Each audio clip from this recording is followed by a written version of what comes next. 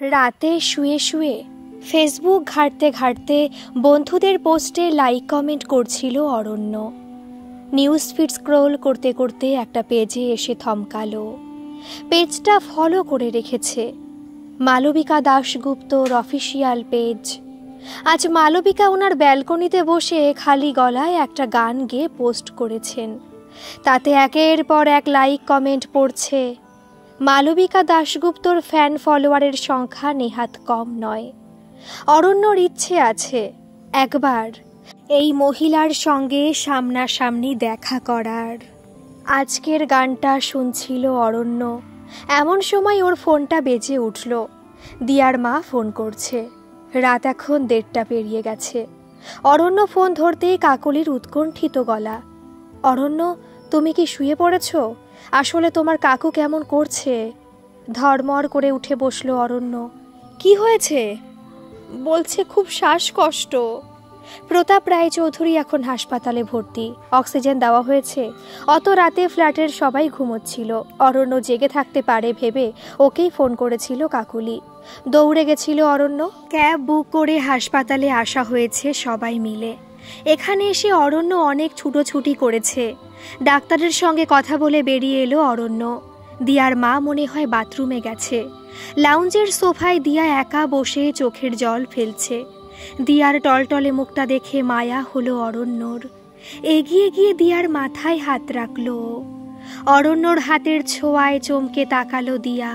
অরণ্য বলল, কাঁদিস না, কোনো চিন্তা নেই। ডাক্তার বলেছেন কাকু ভালো আছে।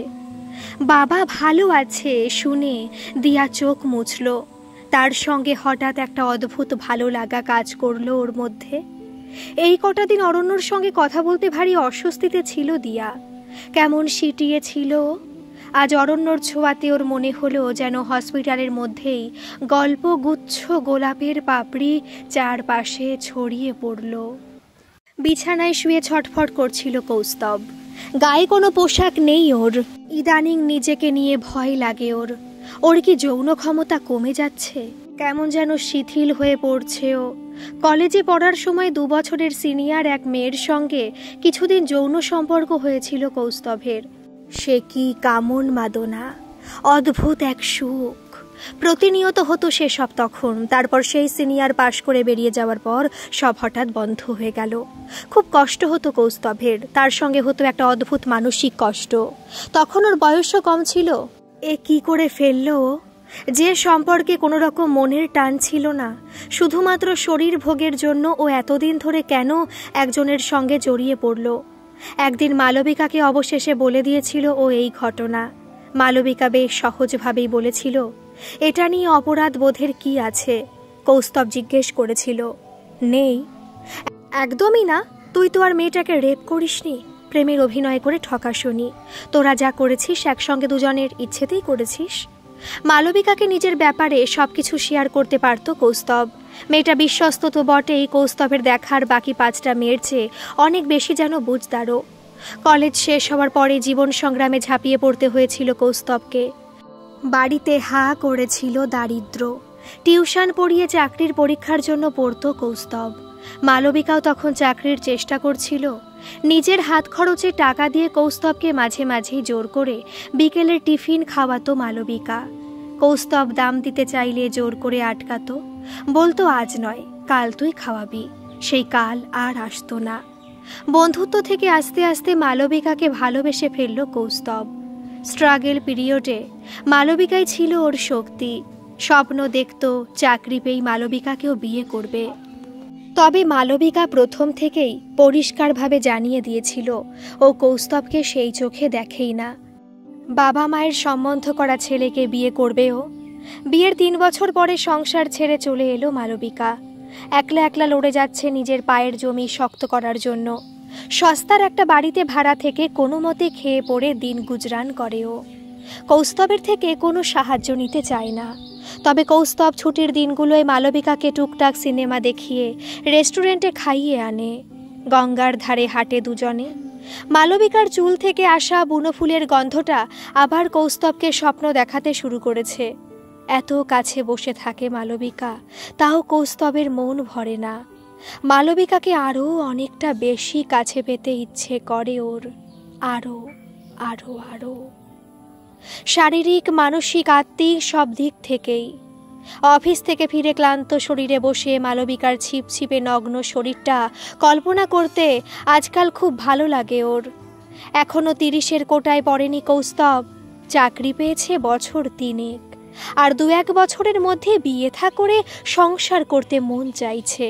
প্রতিনিয়ত একটা যৌন জীবন খুব দরকার এখন ওর। ও ভীষণভাবে চাইছে মালবিকাকে বিয়ে করতে, তবে মালবিকার সেই একরা, তোকে বন্ধু ছাড়া আর কিছু ভাবতে পারি না। হতাশায় হাত মুঠো করল কৌস্তব। মেয়েরা এক একটা জিনিস বটে।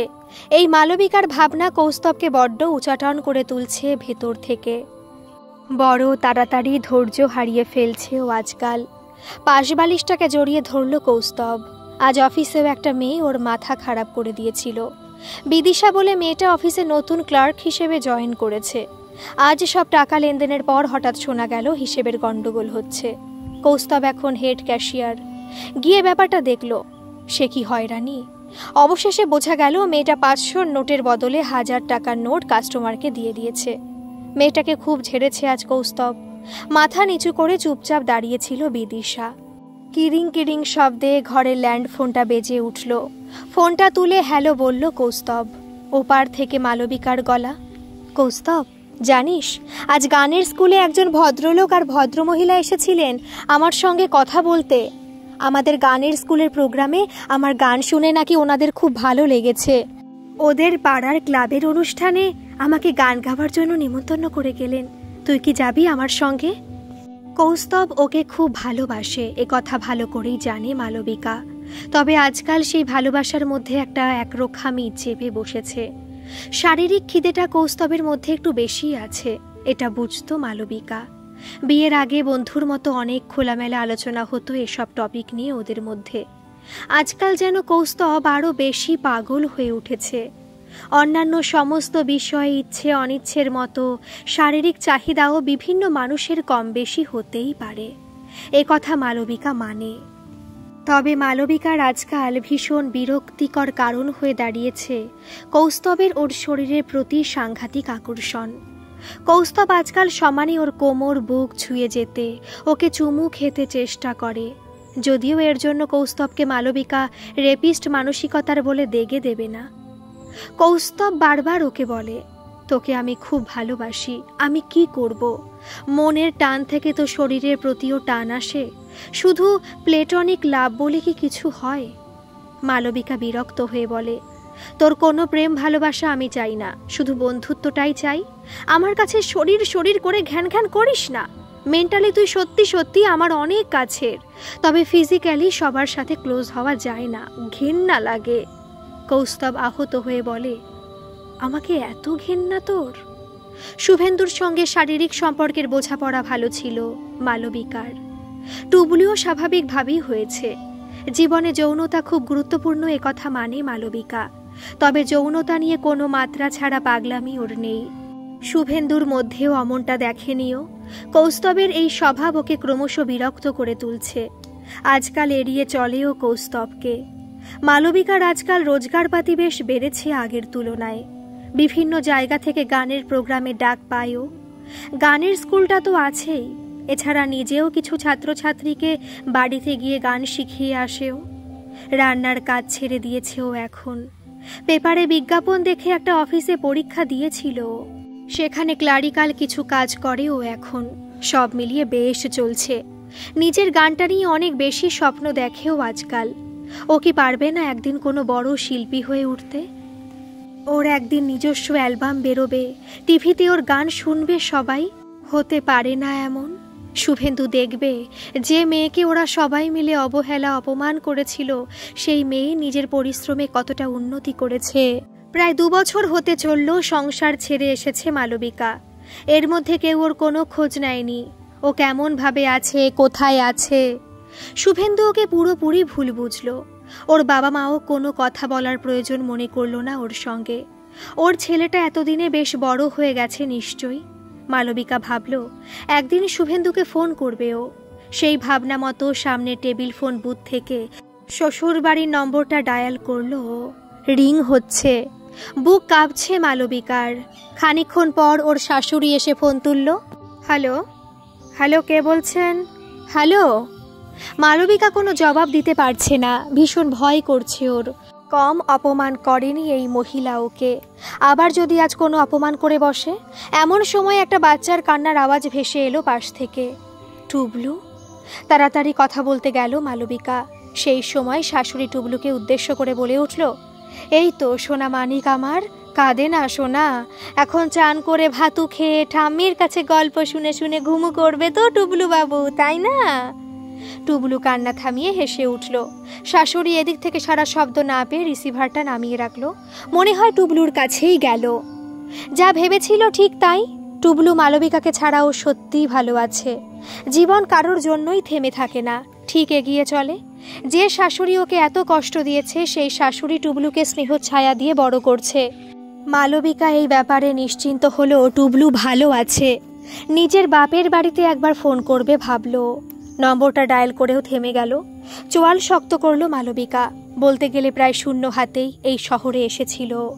ক্রমাগত একলা লড়াই করে করে নিজের পায়ের তলায় কিছুটা মাটি তৈরি করেছে। আরও সফল হতে হবে ওকে। ততক্ষণ ওর এই একলা থাকার লড়াইটা জারি থাকুক। অরণ্যর খালি মনে হয় ব্যাপারটা ঠিক হচ্ছে না। দিয়াকে তো ওর শুধু পড়ানোরই কথা ছিল, অথচ না চাইতেও বিভিন্ন ঘটনায় দিয়া আর অরণ্য বেশি কাছাকাছি এসে যাচ্ছে। দিয়ার বাবা মা নিশ্চয়ই পছন্দ করবেন না ব্যাপারটা। দিয়া ভারী মিষ্টি মেয়ে। না চাইলেও আজকাল দিয়ার স্নিগ্ধ মিষ্টি মুখখানা ওর মনে ভেসে ওঠে মাঝে মাঝেই। এদিকে অরণ্যর প্রতি দিয়ার দুর্বলতাটা জাস্ট বয়সজনিত ইনফ্যাচুয়েশন। একটা মোহ ছাড়া তো আর কিছুই না। ঠিক এই বয়সে স্নেহার সঙ্গে ওর প্রেম হয়েছিল। কাঁচা বয়সের সেই প্রেম বড় নিষ্পাপ। কিছুদিন পর সেই স্নেহাই ওর বাবা মায়ের সম্পর্ক নিয়ে প্রশ্ন তুলে ওকে ছেড়ে দিল। স্নেহা ছেড়ে যাওয়ার কষ্টের চেয়েও এই অপমান ওর কাছে বেশি কষ্টের। 1 বছর বয়সী অরণ্যর মা ওকে ছেড়ে সংসার ত্যাগ করে চলে গেছিল, কারণ বনিবনা হয়নি। অরণ্য শুনেছে ওর পরিবারের সবাইকে এগুলোর জন্য আশেপাশের লোকজনের অনেক প্রশ্নের সম্মুখীন হতে হয়েছিল। তারপর আস্তে আস্তে যা হয়, সব প্রসঙ্গই একসময় থিতিয়ে যায়। এক্ষেত্রেও তাই হলো। তবে এখনও মাঝে মাঝে সুযোগ পেলে এই প্রসঙ্গ উঠে আসে বইকি। অরণ্য ভাবে ওর বাবা বিয়ে করে তাহলে সারা জীবন পেল কি? বনিবনার যদি এতই অভাব থাকে তাহলে বিয়ে করার দরকারিটা বা কি? অরণ্য ঠিক করে নিয়েছে এসব হৃদয়ে ঘটিত সম্পর্ক টম্পর্কে ও আর কখনো জড়াবে না। বিয়ে তো নইব চ। ছোট থেকেই ও লেখাপড়ায় খুব ভালো। অনেক বড় হওয়ার স্বপ্ন দেখেও। নিজের মতো বাইরে বাইরে ঘুরে বেড়াবে অরণ্য। অবশ্যই সঙ্গে ওর বাবাও থাকবে। ওর বাবা ওকে কখনো ছেড়ে যায়নি। অরণ্য ওর বাবাকে আগলে রাখবে। অরণ্য মন শক্ত করল। দিয়ার ভাবনা ওর মনেও আসতে দেবে না। তবে দিয়ার সঙ্গে ও কোনো বাজে ব্যবহার করবে না। ব্যাপারটা বুদ্ধি করে সন্তর্পণে সামলাতে হবে। প্রতাপ কাকু এখন অনেকটাই সুস্থ। সেদিন একটু ওনার সাথে দেখা করতে গেল অরণ্য। দিয়া বাড়িতে নেই। মানুষটা মানসিকভাবে যথেষ্ট ভেঙে পড়েছে। অরণ্যকে বলল, কি বিপদে পড়লাম বলো দেখি। আমার এমন একটা অসুখ হলো। কতদিন দোকান বন্ধ, ব্যবসায় কত ক্ষতি হচ্ছে। অরণ্য বলল, আপনি বেশি চিন্তা করবেন না কাকু, আপনি ঠিক ব্যবসা সামলে উঠবেন। তাছাড়া এখন কাকিমা তো থাকছেনই দোকানে। আপনি এখন একটু টেনশন ফ্রি থাকুন। প্রতাপ আবারও বলল, কিভাবে টেনশন ফ্রি থাকি বলো? দিয়াটার সবে 12। এর মধ্যে যদি আমার কিছু হয়ে যায় তবে কি হবে? ওর পড়াশোনা, বিয়ে থা সবই তো বাকি। একটা ভালো ছেলের খোঁজ পেলে আমি একটু নিশ্চিন্ত হতাম।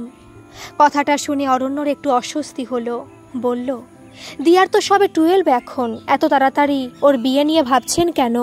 প্রতাপ বলল, বিয়ে নিয়ে এখনই ভাবছি না, তবুও নিজের জন্য ভয় লাগে। কোন দিন কি হয়ে যায়। যদি দিয়ার হাতটা শক্ত করে ধরার মতো কাউকে দেখে যেতাম তাহলে আমি একটু নিশ্চিন্ত হতাম। এমন সময় দিয়া ঘরে ঢুকতে ঢুকতে বলল, নানা বিষয় নিয়ে টেনশন করা হচ্ছে বাবার একটা ফেভারিট হবি। ভুলভাল ভাবনা ছাড়ো তো বাবা। একটা কাজের কথা শোনো, এবার আমাদের মহালয়ার প্রোগ্রামে উদ্বোধন করতে কাকে আনা হবে বলে ঠিক হয়েছে জানো? প্রতাপ বলল, কাকে? দিয়া বলল, মালবিকা দাশগুপ্ত, বাবলুদা জানালো। ওই যে রবীন্দ্রসঙ্গীত করেন, অরণ্যদা, তুমি চেনো ওনাকে? মালবিকা দাশগুপ্ত নামটা শুনে অরণ্য চমকে উঠেছে। রবীন্দ্রসঙ্গীত শিল্পী মালবিকা দাশগুপ্তই তো ওর জন্মদাত্রী। সে আসছে এই পাড়ার ক্লাবের প্রোগ্রামে। অরণ্যকে চুপ দেখে দিয়া বলল, কি গো, চেনো না? উনি তো বেশ বিখ্যাত সিঙ্গার। আমি ওনার গানের খুব ফ্যান। উনি মেইনলি রবীন্দ্রসঙ্গীত করেন ঠিকই, তবে কিছু আধুনিক গানেরও অ্যালবাম আছে ওনার। অরণ্য বলল, হ্যাঁ হ্যাঁ, আমিও চিনি। দিয়া বলল, মহালয়ের প্রোগ্রামে তুমি থাকবে তো? দেখো আমাদের কত বড় করে প্রোগ্রাম হয়। অরণ্য কিছু না বলে মাথা নাড়ল। অরণ্য আর দিয়া দুজনেই এক এক করে ঘর থেকে বেরিয়ে যাওয়ার পর কাকলি প্রতাপকে বলল, হ্যাঁ গো, তোমার কি খেয়েতে কাজ নেই? টেনশনে তুমি এখন দিয়ার বিয়ের চিন্তা করছো, তাও আবার অরণ্যর সাথে এসব নিয়ে গল্প করছো। প্রতাপ বলল, অরণ্য ছেলেটা বেশ ভালো না, দিয়ার সঙ্গে মানাবে ভালো। কাকলি বলল, কি, অরণ্য আর দিয়া, তুমি এসব ভাবছো? সঙ্গী সাথী ক্লাবের পুজো হলো কলকাতার সেরা পুজোগুলোর মধ্যে অন্যতম। প্রতি বছরে বিভিন্ন চ্যানেল থেকে সেরা প্রতিমা, সেরা মণ্ডপ সজ্জা, সেরা থিম, সেরা আলোক সজ্জা, এরকম কোনো না কোনো একাধিক ক্যাটাগরি থেকে প্রাইজ পায় এই ক্লাব। এই ক্লাবের পুজোর আয়োজনকে ঘিরে এই এলাকার লোকজনের ব্যস্ততা হলো ওদের সবার কাছে একটা আবেগ। প্রতি বছর মহালয়ার সন্ধেবেলা আয়োজন করা হয় এক বড় সড় সাংস্কৃতিক অনুষ্ঠানের। নাচ, গান, আবৃত্তি, নাটক, পাড়ার মহিলা পুরুষ বাচ্চারাই অংশ নেয় এতে। প্রতি বছর মহালয়ার অনুষ্ঠানের উদ্বোধন করতে আসেন কোনো না কোনো সেলিব্রিটি। কেউ অভিনয় জগতের, কেউ গানের, কেউ বা লেখার, সাংবাদিকতা অথবা খেলার জগতের। তেমনই এই বছর এসেছেন প্রখ্যাত রবীন্দ্রসঙ্গীত শিল্পী মালবিকা দাশগুপ্ত। বিকেল 4টে থেকে শুরু হয়ে গেছে প্রস্তুতি। মালবিকার গাড়িটা ঠিক 5:15টায় এসে পৌঁছল। 6টায় উদ্বোধনের সময় বলা আছে। মালবিকা উদ্বোধন করে দেওয়ার পরে মোটামুটি 6:30 থেকে শুরু হবে প্রোগ্রাম। তার আগে মালবিকাকে এনে ক্লাবের গেস্ট রুমটায় বসানো হয়েছে। ছেলেমেয়েরা এসে উকি ঝুঁকি দিচ্ছে। অনেকে অটোগ্রাফ নেওয়ার, সেলফি তোলার জন্য অপেক্ষারত। ক্লাবের কর্মকর্তা প্রতাপ রায়চৌধুরী সবাইকে সরিয়ে দিতে দিতে বলল, ওসব পরে হবে, এখন ম্যাডাম একটু বিশ্রাম নেবেন। সামনের একটা ছেলেকে প্রতাপ নির্দেশ দিল ম্যাডামের জন্য কফি আর স্ন্যাক্স নিয়ে আসতে। এই পুরো দৃশ্যটাই একটু দূর থেকে লক্ষ্য করছিল একজোড়া চোখ, খুব শান্তভাবে। সেই চোখ জোড়া আর কারণ না, মালবিকা দাশগুপ্তর একমাত্র ছেলে অরণ্য দাশগুপ্তর। ভালো করে দেখছিল সেই মহিলাকে, গুণী, আত্মনির্ভর, গর্বিত এক নারী, যার কাছে আর 5টা মেয়ের মতো সন্তান, সংসারকে প্রাধান্য দেওয়ার চেয়ে শুধুমাত্র নিজেকে ভালো রাখা, নিজের কথা ভাবাটাই সবচেয়ে বেশি গুরুত্ব পেয়েছে। দিয়া হাঁপাতে হাঁপাতে এসে অরণ্যকে বলল, মালবিকা দাশগুপ্ত এসে গেছেন, বাবাকে দেখেছো গো? হ্যাঁ, একটু আগে তো এখানে ছিলেন। কেন, কি হয়েছে? আরে দেখো না, আমার কিছু সেফটি পিন শর্ট পড়ছে, বাবাকে বলতাম কিনে এনে দিতে। আমি তো হাফ সেজে আছি নাচের জন্য। এই অবস্থায় দোকানে কিভাবে যাই?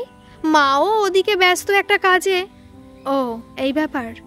আমি গিয়ে নিয়ে আসছি। কটা লাগবে? এই 2-3 পাতা। অরণ্য চলে যাওয়ার পরে দিয়া একটু ভালো লাগা নিয়ে দাঁড়িয়ে রইল। এই যে অরণ্য নিজেই ওর জন্য সেফটি পিন আনতে চলে গেল, নাও তো যেতে পারতো, অন্য কাউকেও বলতে পারতো। দিয়া নিজে তো অবশ্যই পারতো অন্য কাউকে দিয়ে কয়েক পাতা সেফটি পিন আনিয়ে নিতে। ঝিলমকে বলতে পারতো। অরণ্যকে দাঁড়িয়ে থাকতে দেখে দিয়া ইচ্ছে করেই কথা বলার অজুহাত খুঁজছিল। অরণ্যর আশেপাশে থাকতে খুব ভালো লাগে ওর। অরণ্যকে একবার আবেগের বশেও নিজের মনের কথা লিখে জানিয়েও ছিল। অরণ্য কোনোদিন যে এগুলোর কোনো প্রত্যুত্তর দিয়েছে তা একদমই নয়, তবে দিয়াকে কোনোদিন উপেক্ষা করে সরিয়েও দেয়নি। এটুকুই দিয়ার ভালো লাগার কারণ। এটুকু পাত্তা পাওয়ার জন্যই সে উন্মুখ হয়ে থাকে। এমন সময় ঝিলম এসে তারা লাগালো, কিরে, তুই এমন হাফ মেকআপ করে দাঁড়িয়ে রইলি কেন? ড্রেস পরাচ্ছে তো সবাইকে এক এক করে, আয় তাড়াতাড়ি। দিয়া বলল, আমার সেফটি পিন শর্ট আছে। ঝিলম বলল, ধুর, এটা একটা চিন্তা হলো? সবার কাছেই এত এক্সট্রা সেফটি পিন, ঠিক ব্যবস্থা হয়ে যাবে, চল চল। দিয়া আর কিছু বলার আগে ঝিলম ওকে টানতে টানতে নিয়ে গেল। অরণ্য ফিরে এসে দিয়াকে দেখতে না পেয়ে 2-1জনকে জিজ্ঞেস করলো দিয়ার কথা। ওরা মাথা নেড়ে চলে গেল। অরণ্য চলে আসতে যাচ্ছিল, এমন সময় ক্লাবের মেম্বার বাবলুদা ওকে দেখে বলল, আরে এই তো অরণ্য, মালবিকা দাশগুপ্তকে খাবার সার্ভ করব এখন, তুমি আমাকে একটু হেল্প করো তো। অরণ্য ভীষণই অস্বস্তিতে পড়ে গেল।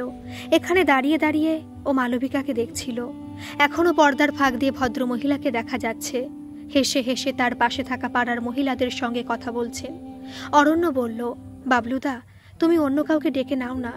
বাবলুদা বলল, এই কাজটুকুর জন্য এখন কাকে ডাকবো আমি? তুমি কাছেই দাঁড়িয়ে রয়েছো, তাই তোমাকেই বলছি। নাও কফির ফ্লাস্কটা ধরো। অগত্যা বাবলুর সঙ্গে অরণ্য এগিয়ে গেল। ম্যাডাম, এই যে আপনার কফি আর স্ন্যাক্স। কফিতে চিনি কেমন দেবো ম্যাডাম? আগন্তুকের কথায় ফিরে তাকালো মালবিকা। উত্তর দিল, নো সুগার। কথাটা বলতে বলতেই মালবিকার চোখ আটকালো পেছনে কফির ফ্লাস্ক হাতে নিয়ে দাঁড়িয়ে থাকা এক তরুণের দিকে। বয়স বড়জোর 20-21 হবে। ছেলেটার মুখখানা তার ভারী চেনা। শুভেন্দু, অবিকল শুভেন্দুর মুখখানাই যেন কেটে বসানো। মালবিকার খাবার সার্ভ করে দিয়ে ছেলেটা চলে যাচ্ছিল। মালবিকা উঠে গিয়ে ডাকলো, শোনো, তোমার নাম কি? ছেলেটি দাঁড়িয়ে পড়ে বলল, অরণ্য দাশগুপ্ত। টুবলু?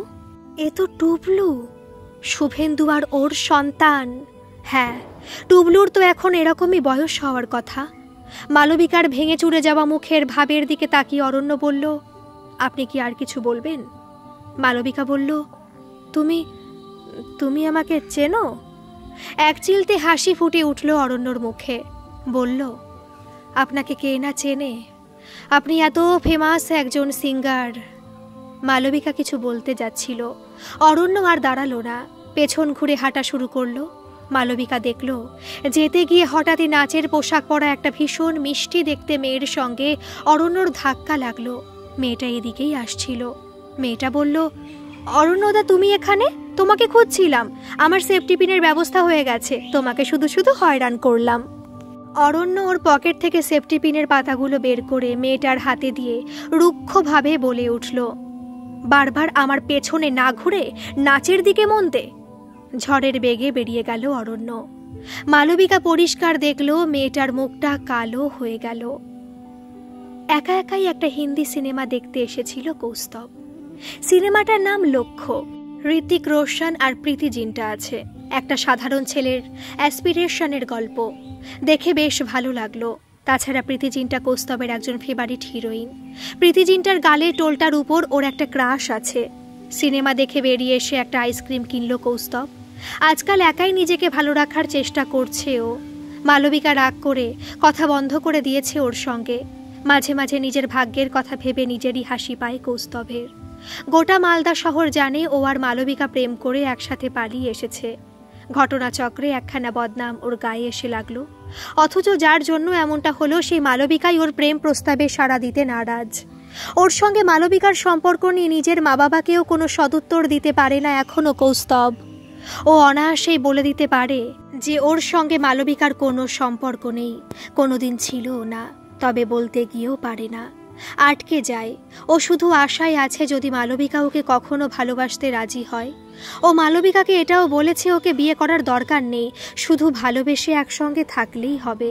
তাতেও মালবিকার এক উত্তর, না।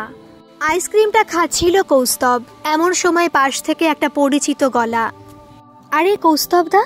তাকিয়ে দেখে অফিসের বিদিশা। পাশে একজন মধ্যবয়স্কা মহিলা। বিদিশা আলাপ করিয়ে দিল মহিলাটি ওর মা। আজ ছুটির দিনে দুজনে সিনেমা দেখতে এসেছে। কৌস্তব বলল, আপনারা চা খাবেন? ওরা দুজন রাজি হলো। কাছেই একটা চায়ের দোকানে গিয়ে বসলো তিনজন।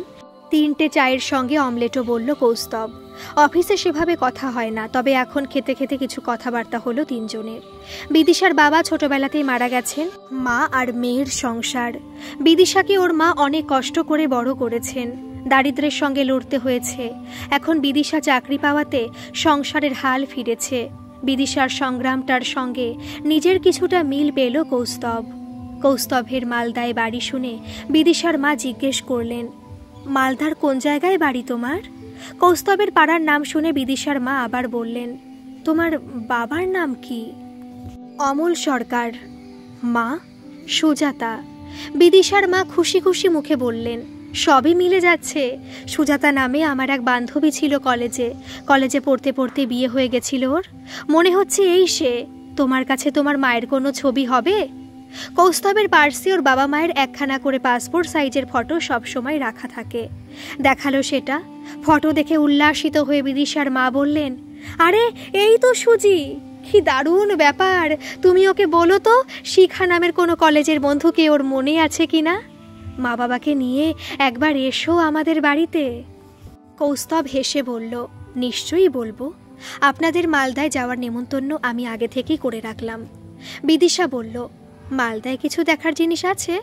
কেন, আম বাগান? মালদার আম পৃথিবী বিখ্যাত, তা জানেন তো। তারপর গৌড়, আদিনা, পান্ডুয়া, অনেক কিছু দেখাবো ঘুরিয়ে আপনাদের। বিদিশা হাসল। কৌস্তব খেয়াল করলো হাসলে বিদিশার গালে প্রীতিজিনটার মতো টোল পড়ে। পুজোর দিনগুলো এবার খুব হৈ হৈ করে কাটল। বিশেষ করে অনেকদিন পরে মাকে এত আনন্দ পেতে দেখল কৌস্তব। সংসারের হাড়ি ঠেলতে ঠেলতে ক্লান্ত সেই মধ্যবয়স্কা মহিলাটি কয়েকদিনের জন্য যেন হয়ে উঠেছে এক দামাল যুবতী। তরতর করে মনের বয়স কমে গিয়ে মা যেন ফিরে গেছে তার কলেজের দিনগুলোতে। মাকে কৌস্তব বলেছিল বিদিশার মায়ের কথা। চিনতে পেরে মা কি খুশি। দুই বান্ধবীতে এখন দুপুরবেলা করে মাঝে মাঝে খুব গল্প হয়। এবার পুজোয় বিদিশা আর ওর মা মালদায় এসেছে। একসঙ্গে ঠাকুর দেখা, মালদা শহর দেখা, সব মিলিয়ে কয়েকটা দিন সবার খুব আনন্দ কাটল। এই কদিনে কৌস্তব দেখল বিদিশা মেয়েটা বেশ হাসি খুশি। বাবা মায়ের সঙ্গে দিব্যি ভাব জমিয়ে ফেলল। গত কয়েক মাস ধরে মালবিকা মালবিকা করে কৌস্তব জাস্ট পাগল হয়ে উঠছিল। এড়িয়ে যাচ্ছিল নিজের বাবা মাকেও। তবে এই কদিনে ওর বাবা মা ওকে আর মালবিকার ব্যাপারে কোনো প্রশ্ন করেনি। কৌস্তবের খুব ভালো লাগছিল। জীবনটা তো কত দিক থেকে কত সুন্দর। ও শুধু একজনের মধ্যে নিজের সুখ কেন খুঁজে চলেছে। নিজের বাবা মায়ের সান্নিধ্য, তাদের মুখের হাসি, একসঙ্গে সবাই মিলে হই হই, এগুলোই তো জীবনের আসল আনন্দ। আদিনা ফরেস্টে হরিণগুলোর দিকে তাকিয়ে বিদিশা কৌস্তবকে বলল, খুব সুন্দর আপনাদের শহরটা, তবে আমার একটা অভিযোগ আছে। গৌড়, পান্ডুয়া, আদিনা সব দেখলাম, মালদা শহর দেখলাম, তবে একটা জিনিস কিন্তু দেখা হলো না। কৌস্তব বলল, কি? বিদিশা বলল, মালদার আম বাগান দেখলাম, তবে সেই গাছ ভর্তি আম দেখা হলো না। কৌস্তব বলল, এখন তো অফ সিজন, সিজন টাইমে এলে দেখতে পাবেন গাছ ভর্তি কত আম। এটা তাহলে ডিউ রইল, পরের বার অবশ্যই আসবেন। বিদিশা বলল, বলছেন আবার আসতে? আবার উৎপাত সহ্য করবেন তাহলে? কৌস্তব বলল, যে উৎপাত সবাইকে এত আনন্দ দেয়, তেমন উৎপাত বারবার মাথা পেতে নিতে রাজি আছি। যাওয়ার দিন কৌস্তবের মা কৌস্তবকে আলাদা করে ডেকে কথা বললেন, তাহলে তুই এবার বিয়ে থা নিয়ে কি ভাবছিস?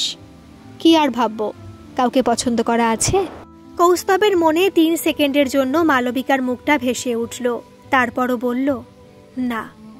বিদিশা মেয়েটা কেমন? মানে ভালোই তো।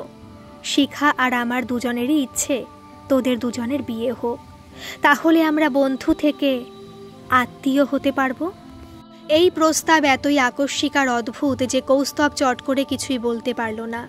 এই কয়দিনে কৌস্তব যা বুঝেছে, বিদিশা একটা হাসি খুশি প্রাণবন্ত মেয়ে, সবার সাথে মিলেমিশে থাকতে ভালোবাসে। তা বলে ওকে নিজের বউ হিসেবে কৌস্তব কল্পনা করল মনে মনে। এত বছর ধরে এত ভাবে চেয়েও ও মালবিকার মন পেল না। 31 বছর বয়স হয়ে গেল ওর। সব বন্ধুদের আস্তে আস্তে বিয়ে হয়ে যাচ্ছে, ও নিজে পড়ে আছে এক অদ্ভুত পরিস্থিতিতে। মালবিকা শুধুই ব্যস্ত নিজের গান নিয়ে, বিভিন্ন অনুষ্ঠানে গানের ডাক পায়ও। ক্রমশ গানের জগতে ওর যোগাযোগ বাড়ছে। একটা কোম্পানি সম্ভবত ওর সঙ্গে ক্যাসেট তৈরি করার ব্যাপারে কথাও বলেছে। এর মধ্যেই মালবিকা আরও ভালো করে গান শেখার দিকেও মন দিয়েছে। এসবের মাঝে কৌস্তবের কোনো জায়গাই নেই ওর জীবনে। কৌস্তব বলল, বিদিশা কি রাজি হবে? তুই রাজি? কৌস্তবের মা সুজাতা ভালো করে কৌস্তবের মুখের দিকে তাকালো। কৌস্তব বলল, আমি জানি না আমি আদৌ কাউকে বিয়ে করতে প্রস্তুত কিনা। তুই কি মালবিকার কথা ভাবছিস? কিছুই তো আমাদের বলিস না। বলার মতো কিছু আমি জানলে তো বলবো। আর কতদিন ধোঁয়াশায় রাখবি আমাদের? মালবিকা কেমন আছে? নিজের শ্বশুর বাড়ি ছাড়লো, বাপের বাড়িতেও আসে না। শুনেছিলাম তোদের মধ্যে নাকি সম্পর্ক আছে, তুই ওকে নিয়ে কলকাতা চলে গেছিস। মালবিকা বলেছিল ভালো নেই বিয়ে করে, তবে এখন মালবিকা হয়তো নিজের জীবনে খুব ভালো আছে। হয়তো কেন, তোর সঙ্গে যোগাযোগ নেই? মালবিকার মতো মেয়েরা যোগাযোগ রাখে না কারোর সাথে। বলতে বলতে কৌস্তব খেয়াল করল কখন বিদিশা এসে দাঁড়িয়েছে দরজায়। নাম কি তোমার? সেলিব্রিটি মালবিকা দাশগুপ্ত নিজে থেকে ওর সঙ্গে কথা বলেছে দেখে দিয়া একটু অবাকই হলো। দিয়া উত্তর দিল, দেবাংশী রায়চৌধুরী। মালবিকা আবার বলল, নাচের ড্রেস পরে মুখ ভার থাকলে চলে? হাসি মুখে থাকো। দিয়া হাসল, বলল, না না ম্যাডাম, আসলে ওই অরণ্যদা হুট করে কেমন রাগ দেখিয়ে চলে গেল। ঠিক আছে, ও কোনো ব্যাপার না, আপনি বসুন। খেয়েছেন তো? হ্যাঁ, এই খাচ্ছি। মালবিকা গিয়ে বসল। টুবলু এখানে কি করছে? শুভেন্দুও কি এখানে আছে? অনেক প্রশ্ন ভিড় করছে মালবিকার মাথায়। টুবলুর ব্যাপারে আরও জিজ্ঞেস করতে ইচ্ছে করছে এই মেয়েটিকে, তবে সেটা ভালো দেখায় না। মালবিকা চুপচাপ কফিতে চুমুক দিল। অনুষ্ঠানের উদ্বোধন হয়ে যাওয়ার পরে মেইন অনুষ্ঠান শুরু হলো। উদ্বোধনী সঙ্গীত, তারপর বাচ্চাদের গ্রুপের নাচ, একটা আবৃত্তি, দুটো সোলো গানের পর দিয়াদের গ্রুপটা স্টেজে উঠল। অরণ্য দেখছিল নাচটা। অরণ্য এমনিতে শান্ত স্বভাবের, ঝট করে কারোর সাথে দুর্ব্যবহার করে না। একটু আগে দিয়াকে মুখ ঝামটা দিয়ে আসার জন্য ওর খারাপই লাগছিল। ও এমনটা করতো না। ওই মালবিকা দাশগুপ্তর সঙ্গে কথা বলতে গিয়ে ওর মাথাটা বিগড়ে গেল। মহিলা কি ওকে চিনেছেন নাকি? সবাই বলে ওর সঙ্গে ওর বাবার চেহারার খুব মিল। সেই দেখে কি মহিলা কিছু আন্দাজ করে ওকে ডাকলেন কথা বলার জন্য? অরণ্যর মাথাটা আবার গরম হলো। কি জন্য ডেকে কথা বললেন ওই মহিলা? কি বলতে চাইছিলেন? ওনার জন্যই স্নেহা ওকে কথা শুনিয়ে চলে গেছে। দিয়ার নাচ চলছে। অরণ্য ওর ক্যামেরা নিয়ে সামনে এগোলো, বেশ কয়েকটা ফটো তুলল। এমন সময় খেয়াল করলো প্রধান অতিথির চেয়ার থেকে মালবিকা দাশগুপ্তর উদ্গ্রীব হয়ে ওর দিকে তাকিয়ে আছেন। তিনি কি ওকে কিছু বলতে চান? অরণ্য বুঝে পেল না। এতজনের মধ্যে ওর কি করা উচিত। ঠিক কবে থেকে মনে নেই, ওর মনে তো একটা সুপ্ত ইচ্ছে ছিলই ওর মায়ের মুখোমুখি দাঁড়ানোর। আজ সেই সুযোগ এসেছে যখন, ওর কি একবার কথা বলার চেষ্টা করা উচিত? যদিও ও জানে না ও কি জিজ্ঞেস করবে।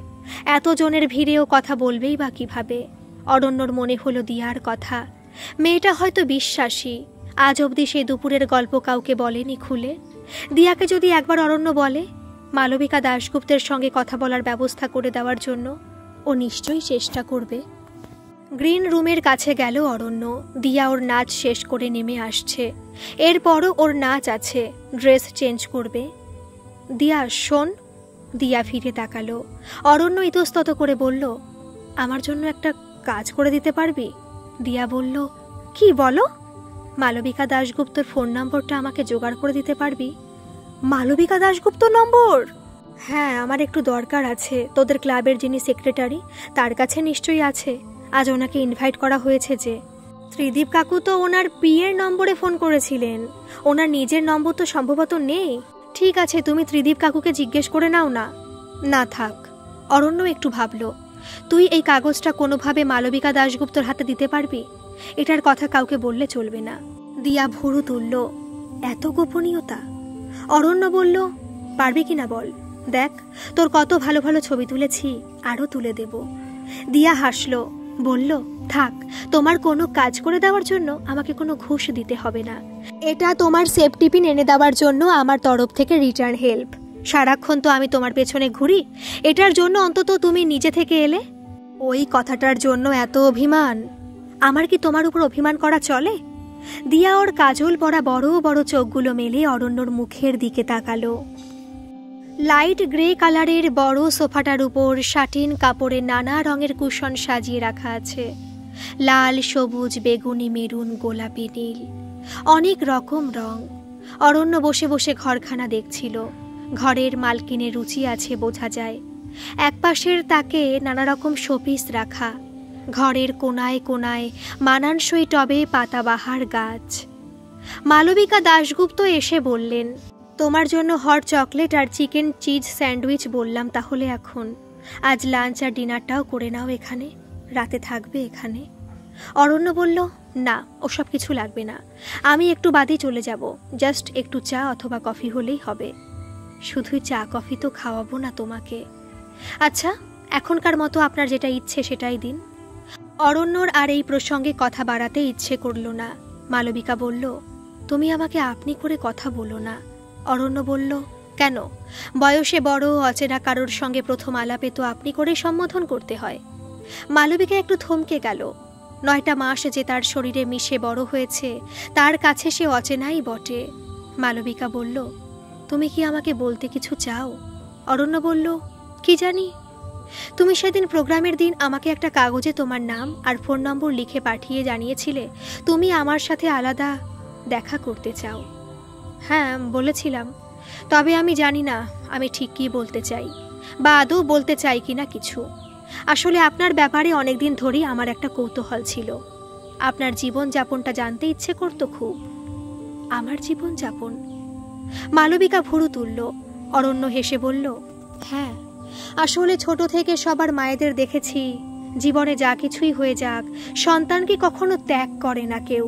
সবাই বলে সন্তান সুখ সবচেয়ে বড় সুখ। সেখানে আপনি নিজের সন্তানকে ছেড়ে যে সুখ খুঁজতে বেরিয়েছিলেন, আপনার সেই সুখী জীবনটা সামনে থেকে দেখতে ইচ্ছে করত। কথা বলতে বলতে একজন বয়স্ক মহিলা এসে খাবার রেখে গেলেন। মালবিকা বলল, নাও, খাওয়া শুরু করো। অরণ্য হট চকলেটের গ্লাসে চুমুক দিল। মালবিকা বলল, তোমার রাগ হয় আমার উপর? অরণ্য বলল, না, রাগ করার কোনো কারণ তো নেই। মালবিকা প্রসঙ্গ চেঞ্জ করে বলল, শুভেন্দু কেমন আছে? অরণ্য বলল, এমনি আছে ভালোই, তবে আজকাল একটু একা হয়ে পড়েছে। আমি এখন বাইরে থাকি। মালবিকা বলল, আচ্ছা। এরপর আর দুজনই কোনো কথা খুঁজে না পেয়ে কিছুক্ষণ চুপচাপ বসে রইল। এর মধ্যে সে মহিলা আরেকবার এসে মালবিকার ব্রেকফাস্টটা দিয়ে গেল। মালবিকার খাওয়া বলতে একটা ডিম সেদ্ধ, একটু টক দই আর একটা আপেল। সেদিকে তাকিয়ে অরণ্য বলল, আপনি ডায়েট করেন? মালবিকা বলল, হ্যাঁ, সিঙ্গার হয়েও যে নিজেকে স্লিম রাখার দায়িত্ব নিতে হবে, এটা আগে ভাবিনি। কত কি চেঞ্জ যে দেখলাম এতগুলো বছরে। একে একে ক্যাসেট, ডিভিডি এসবের জমানা পেরোলো। এখন তো ওসব আর কেউ শোনে না, এখন সবই ডিজিটাল যুগ। ইউটিউবেই এখন সবাই গান টান শোনে, সেখানে গানের সঙ্গে ভিডিওটাও ইম্পর্টেন্ট। আমি চেষ্টা করি আমার গানে যেন অন্য মডেলকে হায়ার না করতে হয়, তাহলে কোম্পানির খরচ বাড়বে অনেক। তোমরা এখনকার দিনের ছেলেমেয়েরা অবশ্য এমনিতেই হেলথ কনসাস। অরণ্য বলল, আমি ডায়েট করি না, তবে খেলতে ভালোবাসি। আরও কিছুক্ষণ এটা ওটা গল্প হলো এত বছর বাদে আলাপ হওয়া মা আর ছেলের। মালবিকার কাজ, অরণ্যর পড়াশোনা, ভবিষ্যতের স্বপ্ন। দুজনের মধ্যে কাজ করছে অস্বস্তি, কিন্তু সেটা কাটাতে দুজনেই সচেষ্ট। খানিকক্ষণ পরে মালবিকা জিজ্ঞেস করল, আচ্ছা, দেবাংশী নামের মেয়েটি কে হয় তোমার? আসলে ওই দিন ওকে দিয়েই আমাকে চিরকুটটা পাঠিয়েছিলে তো, তাই। অরণ্য বলল, আমি যে অ্যাপার্টমেন্টে ভাড়া থাকি সেখানে ও একটা ফ্ল্যাটে থাকে, তাছাড়া ওকে আমি একটু পড়াশোনা দেখিয়ে দিই। মালবিকা বলল, একটা কথা বলবো? অরণ্য বলল, হ্যাঁ বলুন। দেখো, জীবনে আমি দাঁতে দাঁত চেপে অনেক সংগ্রাম করেছি। চেয়েছিলাম সিভিল সার্ভিসের পরীক্ষা ক্র্যাক করে অফিসার হতে, তবে ভাগ্য আমাকে গায়িকা হিসেবে পরিচিতি দিল। মোটামুটি জীবনে যা উপার্জন করেছি এখনও অবধি সেটা খারাপ না, মোটামুটি একটা পরিচিতিও পেয়েছি। তবে নিজের সন্তানের বড় হওয়ায় তার পাশে থাকতে পারিনি বলে রাতের পর রাত আমি বালিশ ভিজিয়েছি। তারপর ভেবেছি, তোমার তো তাও অনেকে আছে, ওদিকে যাদের কেউ থাকে না, আমি না হয় তাদের জন্য ভাবি। এই কারণে আমি একটা অনাথ আশ্রমে যুক্ত হয়েছি। তবে যতই যাই হোক, তোমাকে দেখার পর থেকে আমার মনে হচ্ছে স্বয়ং ভগবান তোমাকে আমার কাছে পাঠিয়েছেন। তোমার জন্য যদি কিছু আমি এখনো না করি, তাহলে ওপারে গিয়ে আমাকে অনেক জবাবদিহি করতে হবে। আপনি পাপ পুণ্যের ভয় পান? অরণ্য হাসল। মালবিকা বলল, তুমি কি আমাকে অনেক খারাপ মানুষ মনে করো? আমি আপনার ব্যাপারে কোনো ধারণা করতে যাবই বা কেন? তাছাড়া সব মানুষই ভালো খারাপ মিশিয়ে তৈরি। এই ভালো খারাপ বিষয়টাও ভীষণ আপেক্ষিক। আমার যেটা ভালো বা খারাপ মনে হয়, অন্যদের কাছে সেটা উল্টো হতে পারে। তবে আমার মনে হয় ভীষণ রকম বাস্তববাদীরা সাধারণত পাপ পুণ্য নিয়ে মাথা ঘামায় না। পাপ পুণ্যের বোধ সবারই থাকা উচিত। আপনার আফসোস হয় সব কিছু ছেড়ে বেরিয়ে পড়ার জন্য? না, তখন আমার যা উচিত মনে হয়েছিল তাই আমি করেছিলাম। তাছাড়া যদি জানতাম তুমি খারাপ আছো, তাহলে আমার খুব খারাপ লাগতো। তোমাকে তাহলে নিজের কাছে নিয়েও আসতাম আমি, কিন্তু আমি জানতাম তুমি খারাপ থাকবে না, শুভেন্দু তোমাকে খারাপ রাখবে না। আপনার আর কখনো মনে হয়নি ঘরে ফেরার কথা? বাবা তো আপনাকে ফিরিয়ে নিয়ে যেতে গেছিল আবার। মালবিকা আলতো হাসল, হেলান দিয়ে বসলো ধূসর রঙের সোফাটায়। নীল আর হলুদ রঙের দুটো কুশন তুলে নিজের কোলে রাখলো। পুরনো অনেক কিছু স্মৃতি মাথায় আসছে ওর। সব কি নিজের ছেলেকে বলা যাবে? এখনকার ছেলেমেয়েরা যদিও অনেক বেশি ম্যাচিওরড হয়। কৌস্তভের বৌভাতের অনুষ্ঠান সেরে নিজের হোটেলে ফিরছিল মালবিকা। নিজের শহর মালদায় এসেও নিজের বাড়িতে ওঠেনিও। রাত প্রায় 11:30। এমন সময় পেছন থেকে একটা পরিচিত গলার আওয়াজ শুনল। মালবিকা, একটু শোনো। ঘুরে তাকিয়ে মালবিকা দেখল শুভেন্দু দাঁড়িয়ে আছে একা। কতদিন পরে শুভেন্দুকে দেখল। 3 বছর কেটেও গেল এর মধ্যে। গলা খাকড়ে খুব স্বাভাবিকভাবেই মালবিকা বলল, বলো। শুভেন্দু বলল, আমি তোমার সঙ্গে একটু কথা বলতে চাই। অনেক কিছু বলার আছে তোমাকে। মালবিকা শুভেন্দুকে একবার ভালো করে দেখল। হোটেলে মালবিকার ঘরে মুখোমুখি বসে শুভেন্দু আর মালবিকা। মালবিকাই প্রথমে বলল, কি বলবে বলছিলে? কৌস্তবের বিয়ে হয়ে গেল? হ্যাঁ, বিদিশা খুব ভালো মেয়ে। তোমার সঙ্গে কৌস্তবের সম্পর্ক বন্ধুত্ব ছাড়া আর কিছুই না।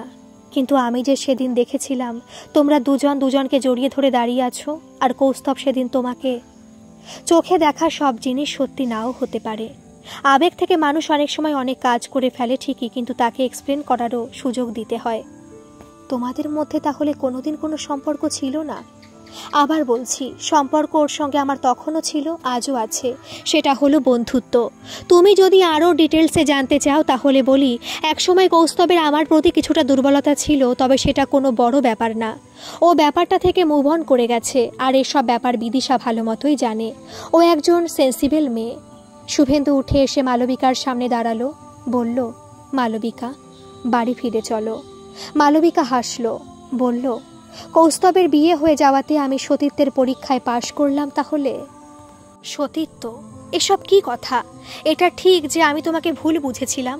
তোমার হঠাৎ করে বাড়ি ছেড়ে চলে আসা, কৌস্তবের সঙ্গে অত অন্তরঙ্গভাবে দাঁড়িয়ে থাকা, সব মিলিয়ে আমি ভেবেছিলাম তোমার কৌস্তবের সঙ্গে সম্পর্ক আছে। তুমি বলো, মেয়েরাও কি ছেলেদের ভুল বোঝে না? সব মেয়ে কি খুব স্পোর্টিং হয়? কি চাও তুমি আমার কাছে এখন? নিজের এই জীবন ছেড়ে ওই জেলখানায় আমি আর ফিরব না। মালবিকা, ওটা তোমার সংসার। টুবলু তোমার নিজের ছেলে। এসব ছেড়ে তুমি কেন মোহের পেছনে দৌড়চ্ছ? মোহ নয়, যার পেছনে দৌড়চ্ছি সেটা আমার স্বপ্ন, আমার জীবন। জীবনটা অত সোজা নয় মালবিকা। এদিক ওদিক কয়েকটা গানের প্রোগ্রামে ডাক পেয়ে আর সবে মাত্র একটা ক্যাসেট বের করে তুমি ভাবছো তোমার বাকি জার্নিটাও এতটাই স্মুথ হবে? ঘর ছাড়া হয়ে জীবন কাটানোটা কোনো জীবন হতে পারে না। সবারই একটা ঘর লাগে, আশ্রয় লাগে, পরিবার লাগে। গত 3 বছর আমি যখন প্রায় একলা অচেনা শহরটায় গিয়ে হোঁচট খেতে খেতে লড়ে গেছি, তখন তোমার মনে আসেনি যে আমি আদৌ বেঁচে আছি কিনা? তখন আমার পরিবার কি করছিল? আমার লড়াইটা একদমই স্মুথ ছিল না। কতটা কঠিন ছিল তা বোঝার ক্ষমতা তোমার নেই। তাই এখন আমি আর ভয় পাই না কোনো অনিশ্চয়তাকে। আচ্ছা, তুমি যে তখন হুট করে বাড়ি ছেড়ে চলে এলে, আমাদের কারোর মান সম্মানের কথা তুমি ভাবলে না। তোমার কি দায়িত্ব ছিল না আমাদের কথা ভাবার? ঝগড়াঝাটি সব জায়গায় হয়, অ্যাডজাস্টমেন্ট জানতে হয়। পুরোপুরি টক্সিসিটির মধ্যে নিজেকে ডুবিয়ে রাখাকে হাজার হাজার মেয়ে অ্যাডজাস্টমেন্ট ভাবতে পারে, আমি পারি না। আর সংসার মানে শুধু নিজের বাবা মা, বর, শ্বশুর শাশুড়ি নাও হতে পারে। আমার সংসার আমি আমার মতো করেই তৈরি করব। নিজে যেখানে ভালো থাকা যায় না সেটা সংসার নয় আমার কাছে। তোমার সন্তান, তাকে পৃথিবীতে আনার পর তার প্রতি তোমার কোনো দায়িত্ব নেই? তুমি খুব ভালো করে জানো আমি সন্তান নেওয়ার জন্য ব্যস্ত ছিলাম না। তুমি বারবার জোর করতে। আমার নিজের মাই আমাকে বলেছিল, এবার বাচ্চা নিয়ে ফেল, না হলে কিন্তু স্বামী স্ত্রীর সম্পর্ক ভালো থাকে না। তোরও বয়স হচ্ছে, এরপর শরীরে অনেক কমপ্লিকেশন হবে। নিজের মাটি বলতে কিছুই ছিল না আমার শুভেন্দু। নিজের অস্তিত্ব টিকিয়ে রাখার জন্য সন্তান এনেছি, তাই সারাক্ষণ ভয় পেতাম এই বুঝি আমাকে বাড়ি থেকে তাড়িয়ে দিলে তোমরা। আমার তো নিজের বাড়িতেও জায়গা হবে না। তবে একদিন সব ভয় ভেঙে গেল, বেরিয়েই পড়লাম বাড়ি ছেড়ে। শুভেন্দু হতভম্ব হয়ে তাকালো, বলল, তুমি আমাকে এতটা মিন ভাবতে? তোমাকে আমি বাড়ি থেকে তাড়িয়ে দেব সেই ভয়ে তুমি একটা প্রাণকে পৃথিবীতে এনে ফেললে? দেখো মালবিকা, এটা ঠিক অনেক ঝগড়ার সময় তোমাকে আমি বলেছি না পোষালে বাড়ি ছেড়ে বেরিয়ে যেতে, কিন্তু ওগুলো তো শুধুই কথার কথা। আমার বাবাকেও এমন কথা বলতে শুনেছি। আমার মা তো তাই বলে সব ছেড়ে ছুড়ে চলে যায়নি। আমরা খুব সাধারণ লোকজন মালবিকা। চাকরি বাকরি করি, সংসার, সন্তান, এসব নিয়েই আমরা জীবন কাটাতে চাই। বউকে বাড়ি থেকে তাড়িয়ে দেব, ডিভোর্স দেব, এসব অ্যাডভেঞ্চার আমরা চাই না। টুবলু খারাপ আছে আমাকে ছেড়ে? এতদিন তো দিব্যি চলল। টুবলু খারাপ নেই, তবে মালবিকা, টুবলু আমাদের সন্তান, ওর উপর সবচেয়ে বেশি দায়িত্ব আমাদের। আমি অফিস চলে যাই, সে সময় ওকে অন্য কেউ কেন দেখবে? অন্য কেউ বলতে সে তোর নিজেরই দাদু আর ঠাম্মা, তারা কি কোনো আপত্তি করছে? যদি তাদের প্রবলেম হয় তাহলে টুবলুকে আমার কাছে দিয়ে দাও, টুবলু আমার কাছেই বড় হবে। এখন আমার মোটামুটি একটা রোজগার আছে, তবে ওই তোমাদের সংসার করার নাটক আমি আর করব না। তোমার কাছে একলা টুবলু বড় হবে তোমার এমন বোহেমিয়ান লাইফস্টাইলের সঙ্গে? After all he is my child. Tublu এভাবে বড় হতে পারে না। শুভেন্দু উত্তেজিত হয়ে পড়েছে দেখে মালবিকা একটু হাসল, বলল, আমিও চাই না টুবলু কষ্ট পাক। আমি জানি আমার লাইফস্টাইল এখন কেমন, তাই আমি তোমাকে জোর করব না টুবলুকে দেওয়ার জন্য। তোমার কাছেও যেমন আছে থাকুক, আর টুবলুকে আনার ইচ্ছে তোমারই বেশি ছিল, আমার নয়, তাই দায়িত্বটা তোমারই থাকুক। জানো, তোমার ক্যাসেট কিনে গান শুনেছি আমরা। টুবলু কি বলেছে জানো? ওইটুকু বাচ্চা তোমার গান শুনলে আনন্দে হেসে ওঠে, বারবার বলে, এই গলাটা আমি চিনি তো। নারী টানকে এমনভাবে দায়িত্ব ভাগাভাগি দিয়ে অসম্মান করো না। শুভেন্দু, যে স্বাধীনতার স্বাদ আমি পেয়ে গেছি তা ফেলে ওই থোর বড়ি খাড়া আর খাড়া বড়ি থোরের ওই সংসার খাঁচায় আমি আর ফিরব না। নিজের এই জীবনটাকে আমি ভালোবেসে ফেলেছি বড়। তুমি গান করতে চাইলে তো সংসার করেও গান করতে পারবে। ফারাক্কা শহরে আমার গান কজন শুনবে? এত শো, এত অডিয়েন্স, এত হাততালি, এগুলো আমি কোথায় পাবো? তুমি তাহলে কলকাতা চলে এসো, আমাদের তিনজনের সংসার হোক শুধু। মালবিকা, আমার চাকরি যে এখানেই, সেটা তো আমি ছেড়ে দিতে পারি না।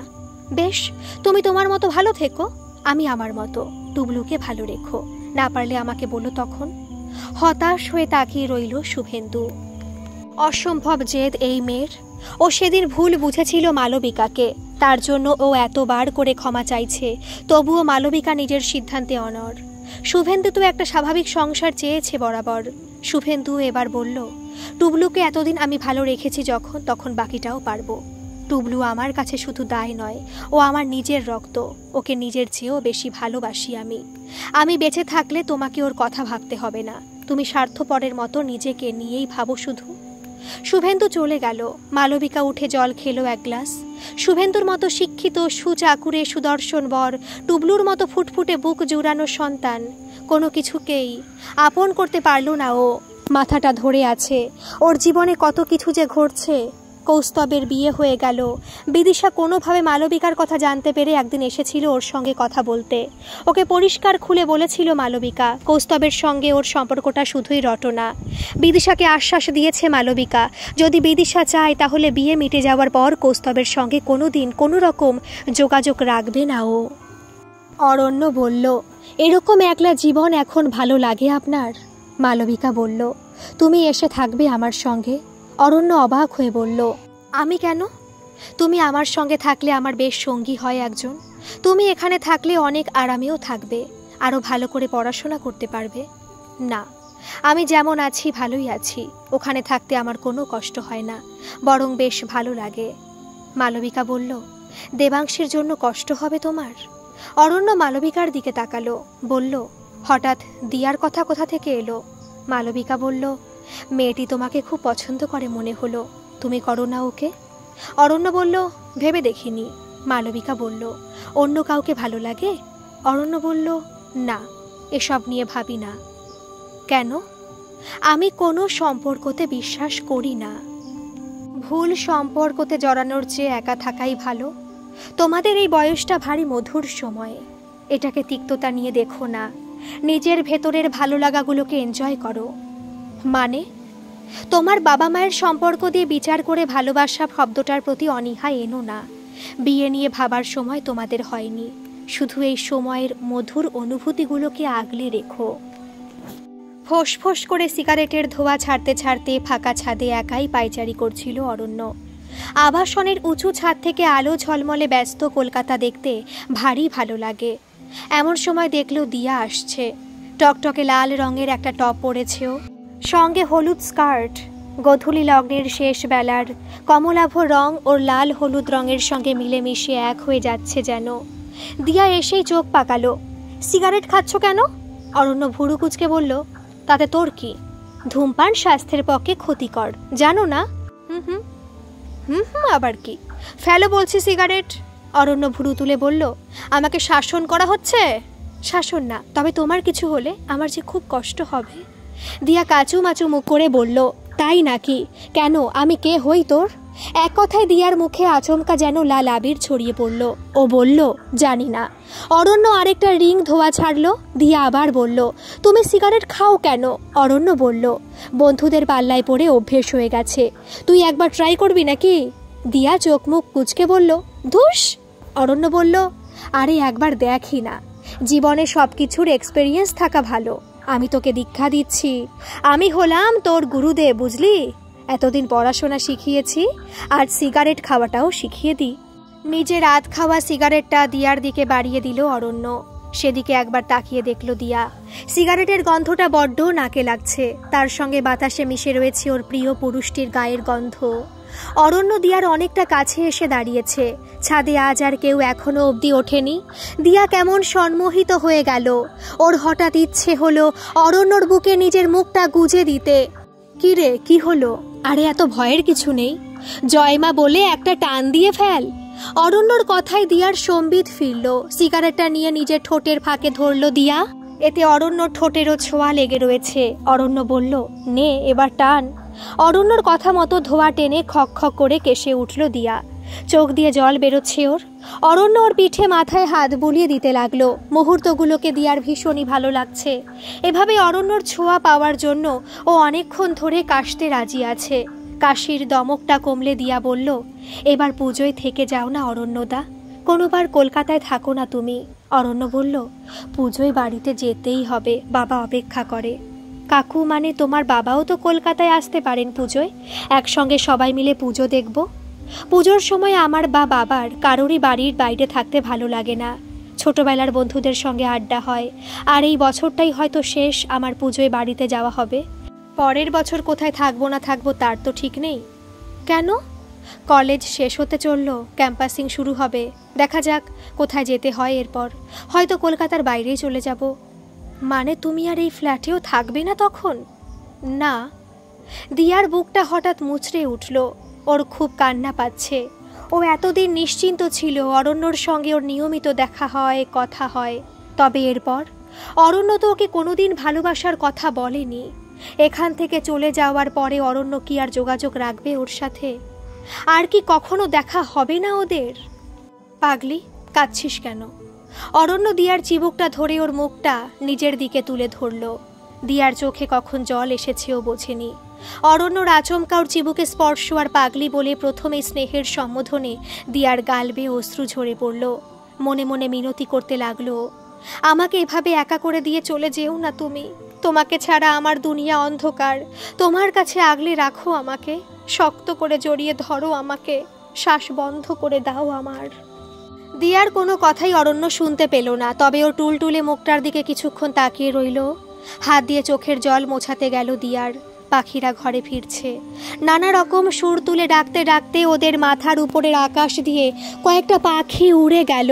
সন্ধেবেলার গঙ্গার থেকে আসা মনোরম মিঠে হাওয়া বইতে শুরু করেছে।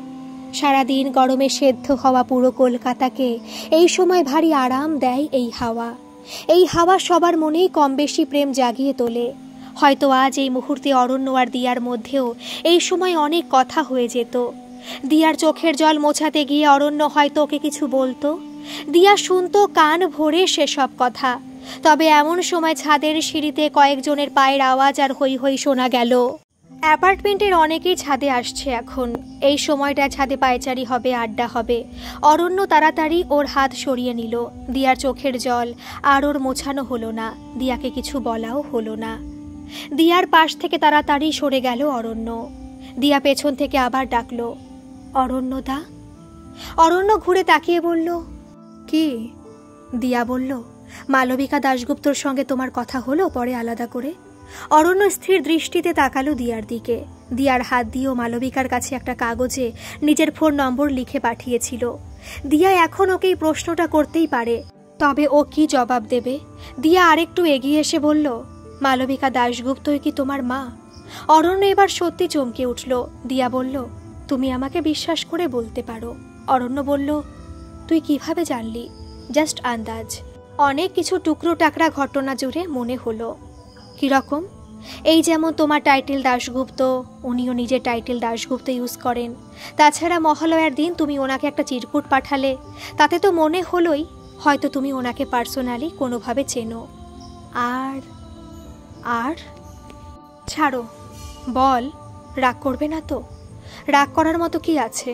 দিয়া কাচুমাচু মুখে অরণ্যর দিকে চেয়ে বলল, সেই যে সেদিন দুপুরে আমি তোমার ঘরে গেছিলাম, সেদিন তুমি ঘুমিয়ে পড়ার পরে আমি তোমার টেবিলের উপর রাখা ডায়েরিটা পড়ে দেখেছিলাম। ওখানে দেখেছিলাম তুমি অনেকবার লিখে রেখেছ মালবিকা দাশগুপ্তর সঙ্গে দেখা করতে চাও। এ কথা শুনে অরণ্যর শান্ত স্মিত হাস্যমুখটা বদলে গেল। কপালের শিরা ফুলে মুখ রাগে লাল হয়ে গেল। অ্যাপার্টমেন্টের কয়েকজন এসে ছাদে হাঁটতে হাঁটতে ওদের দিকে বারবার তাকাচ্ছে। এখানে আর কেউ না থাকলে হয়তো অরণ্য দিয়াকে একটা থাপ্পড় কষিয়ে দিত। অতি কষ্টে নিজেকে সংযত করে অরণ্য বলল, তুই আমার ডায়েরি পড়েছিস? এত আস্পর্ধা তোর? নিজের অধিকার বুঝিস না? অরণ্যর মুখ দেখে দিয়া ভয় পেয়ে গেল। অরণ্যকে এতটা রেগে যেতে দিয়া আগে কখনো দেখেনি। স্মিত গলায় দিয়া বলল, তুমি সেদিন কষ্ট পাচ্ছিলে স্নেহার জন্য। বলেছিলে তোমার ফ্যামিলির কারণে স্নেহা নাকি তোমার সঙ্গে ব্রেকআপ করেছে। ফ্যামিলিতে কি সমস্যা সেটা তুমি আমাকে বলনি, তবে আমার জানতে ইচ্ছে করছিল। তোমার ডায়েরিটা দেখতে পেয়ে পড়েছিলাম, তাই থেকে তখনই আন্দাজ করতে শুরু করেছিলাম। অরণ্য হাত তুলে বলল, থাক, এসব ভুজুং ভাজুং কৈফিয়তের কোনো দরকার নেই। তোকে আমার ব্যাপারে সব জানার অধিকার কে দিয়েছে? দিয়া বলল, কেউ দেয়নি, তবে তোমার ব্যাপারে না ভেবে আমি পারি না। আমাদের ক্লাবের মিটিংয়ে মালবিকা দাশগুপ্তর নামটা আমি রেকমেন্ড করেছিলাম প্রোগ্রামের জন্য। তোমার ওনার সঙ্গে দেখা করার ইচ্ছেটা আমি পূরণ করতে চেয়েছিলাম। আজকের পর্ব এটুকুই থাক, আর এর শেষ পর্ব কালকে দুপুরে আমি আপলোড করব। আর আপনারা অনেকেই ভৌতিক গল্প শুনতে ভালোবাসেন। আমি একটা চ্যানেল খুলেছি শুধুমাত্র আপনাদের জন্য, যেখানে বিভিন্ন মানুষের সাথে ঘটে যাওয়া ভৌতিক, অলৌকিক এরকম ঘটনা শোনানো হবে আপনাদের। ভালো লাগলে সেখানে গিয়ে একটা সাবস্ক্রাইব করতে পারেন এবং একটা ভিডিও অলরেডি আপলোড করা হয়ে গেছে, শুনতে পারেন। ধন্যবাদ, পাশে থাকুন।